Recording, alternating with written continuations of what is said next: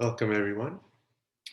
Today we will be talking about pranayama, the ancient science of breathing techniques. So, first of all, what is pranayama? It consists of two words, first word being prana. So, prana is the life force, the bioenergy, vital energy. It's the essence that keeps you alive. It's also known as ki or chi in other cultures. And yama means control or regulation. So, what we are doing is we are controlling, we are regulating our life force through our breath. And it happens to be one of the 8 limbs of yoga. Many people consider yoga as just those technical postures, the physical exercise.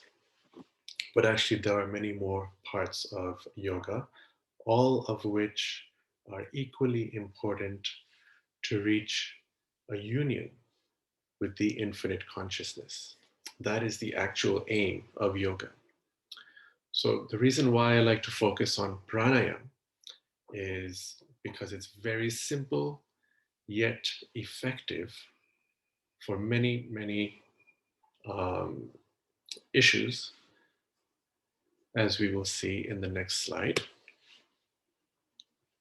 What are the general benefits? So, first thing, an improved autonomic nervous system. So, what is an autonomic nervous system? This is the part of your system. It's governed by your subconscious mind, and it's something that we have evolved with ever since we were living in caves. So, whenever there is any kind of stress or any threat, we still perceive it as some kind of physical threat to our life. Like maybe there's a lion which has entered the cave, or there's another rival tribe which is attacking, something which is a threat to your life or well being. So, what happens? In the modern lifestyle, you could be sitting in your office or you could be sitting in your house where there might not be any threat to life, but a stressful situation. It could just be the way somebody speaks to you, or it could be a deadline that you're afraid of missing. So what happens is your heart rate increases. It speeds up so that it can send oxygenated blood to your arms and your legs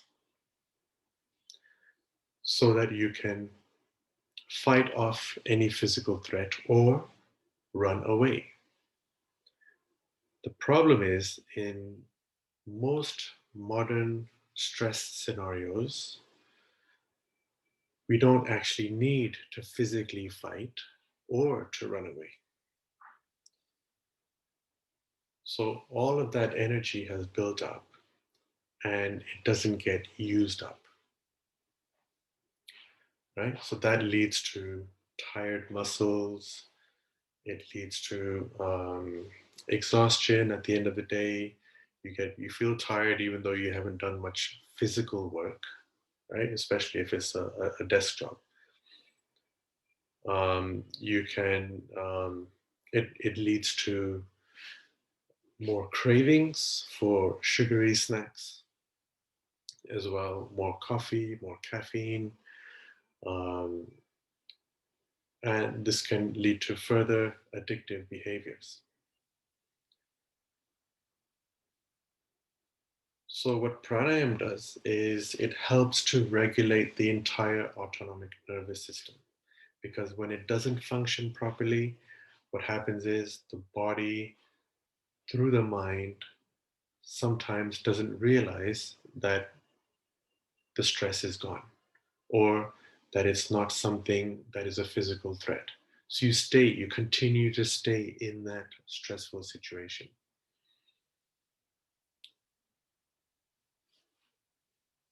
right? So pranayam can help you to take control over this system and let your body come back to normal. Better respiration because you are breathing longer and deeper breaths. Something that happens in stress is, again, because your breathing becomes short and shallow, because that is what's required when you need to do something physical, right? So through pranayam, your breathing is longer and deeper, which ensures that enough oxygen can get to your brain. When you're breathing short and shallow, you're not building enough pressure to send fresh oxygenated blood towards the finer capillaries of the brain cells. It helps to regulate blood pressure. It improves your lung capacity, which is very important these days. An improved lung capacity can actually be very helpful in case you get any virus. This leads to sharper focus and better emotion control.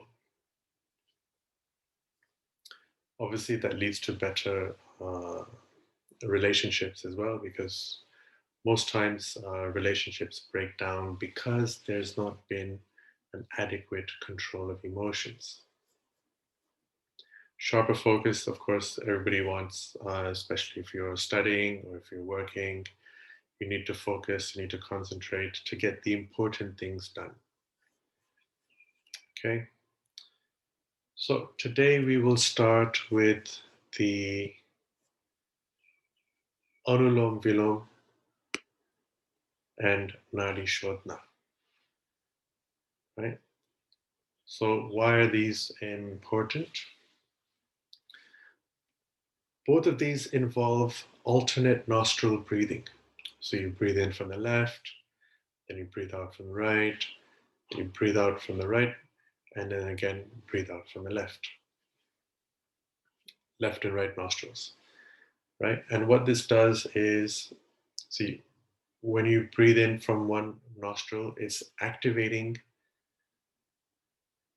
the different nadis. The nadis are the sort of energy channels which run from the root chakra at the base of your spine, going all the way up through all the 7 chakras, ending at the crown. So the Ida and the Pingala, which are the lunar and the solar channels, respectively. And when these two channels are adequately balanced and activated, it can activate the third channel, the Sushumna Nadi, which then leads to further more advanced states of mind, such as activating the Kundalini. So, this is purifying the channels, it's ensuring that you have enough energy flowing to the left and the right side of the brain. So, it balances both sides. You've got improved lung function because you're breathing um, fully, right? Instead of just the shallow breaths. And especially with the Anulom Vilom, which is basically the same as Nadi Shodhana, but it has the extra step of holding your breath in between. So that does wonders for your lung function and also your immunity. Also, if you're familiar with Ayurveda, if you've ever been to a Ayurvedic doctor, you will know that there are the 3 elements of the physical body: um, air, fire, and earth, essentially. Vata, Pitta, Kapha. So pranayam can help to balance these three doshas. Additional points are things like, um, you see, we have the physical body, and then in addition, we have subtle bodies outside the physical body. So one of the layers is one of the subtle bodies is the mind layer. And by doing pranayam, regular practice of pranayam, you increase the strength of the pranic layer, which sits between the mind layer and the physical body. So most problems, most health issues can be prevented purely by strengthening the pranic layer. It prevents the unhealed emotions, the unresolved problems of the mind from penetrating the physical body. Right? So another great reason for practicing pranayam. So the most basic one, what you should start with, is just a normal 10-second inhalation followed by a 10-second exhalation.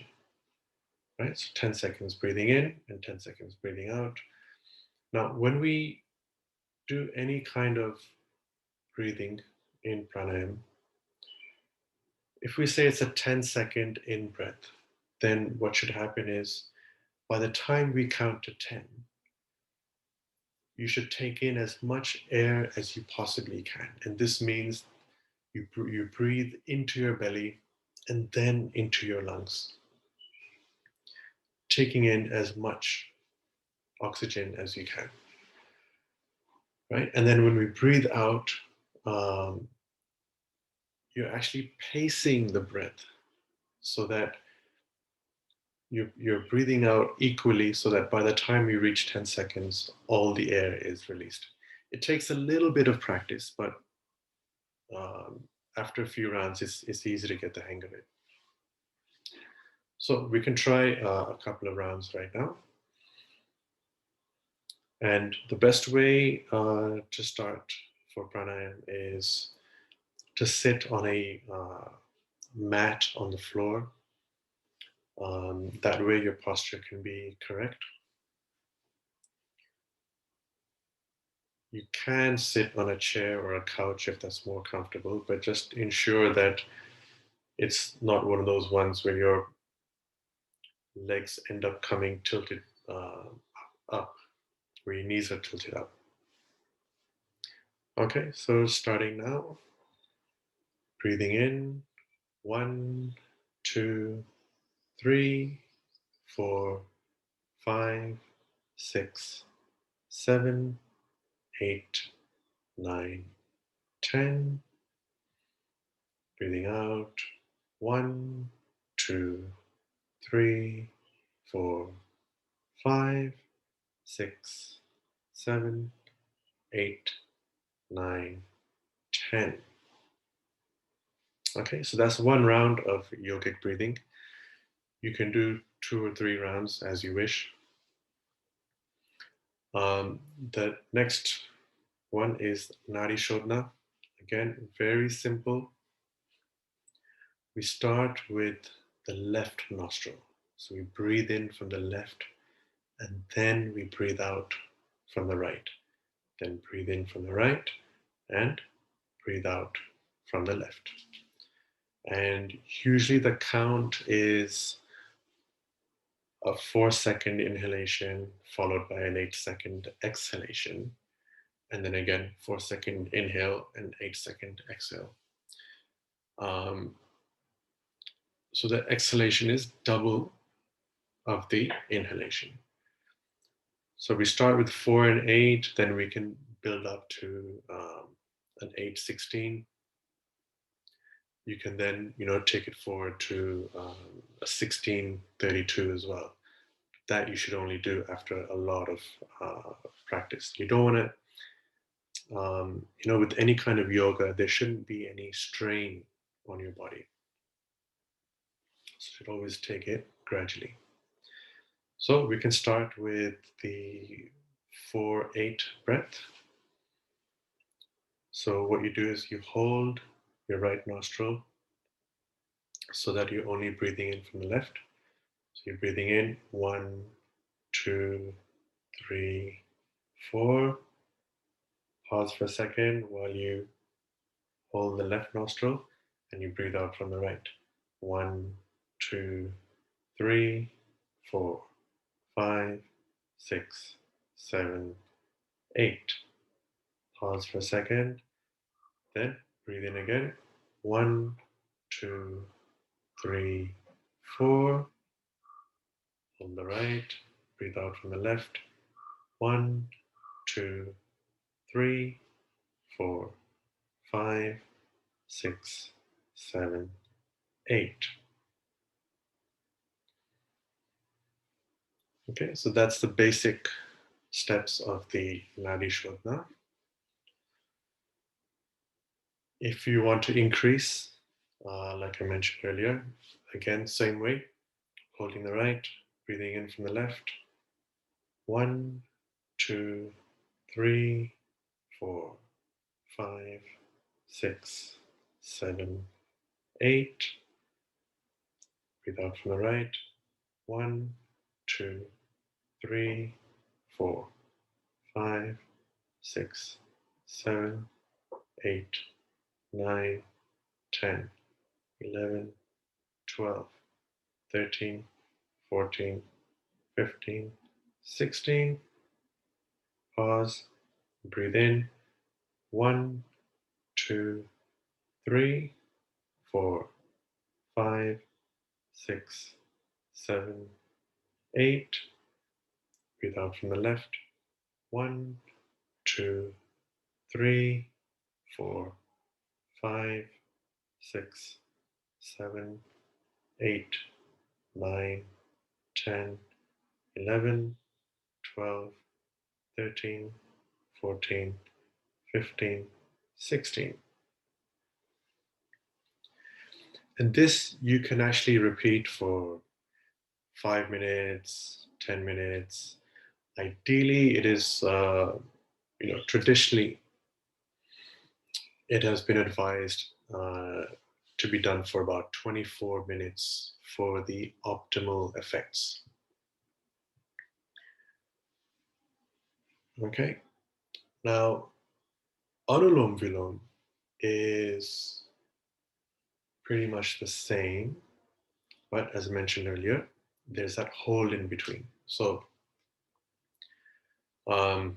we usually start with a 4, 16, 8 count. So that means breathing in from the left 4 seconds, then hold for 16 seconds, and then exhale from the right for 8 seconds. Then again, inhaling from the right for 4 seconds, hold for 16 seconds, and then breathing out from the left for 8 seconds. So I'll just demonstrate one now. So holding the right nostril, then breathing in. 1, 2, 3, 4. Hold. 1, 2, 3, 4, 5, 6, 7, 8, 9, 10, 11, 12, 13, 14, 15, 16. Breathe out from the right. 1, 2, 3, 4, 5, 6, 7, 8. Inhaling from the right. 1, 2, 3, 4. Hold. 1, 2, 3, 4, 5, 6, 7, 8, 9, 10, 11, 12, 13, 14, 15, 16. Breathing out. 1, 2, 3, 4, 5, 6, 7, 8.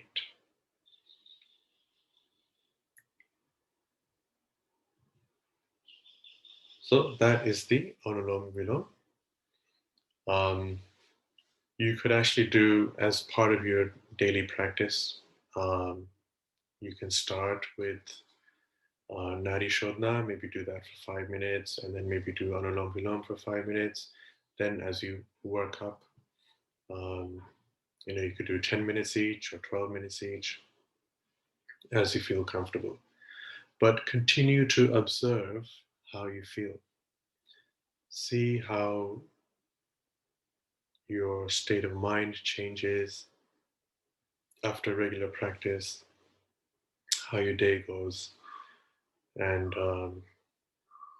yeah, in the next session we will cover a couple of more techniques.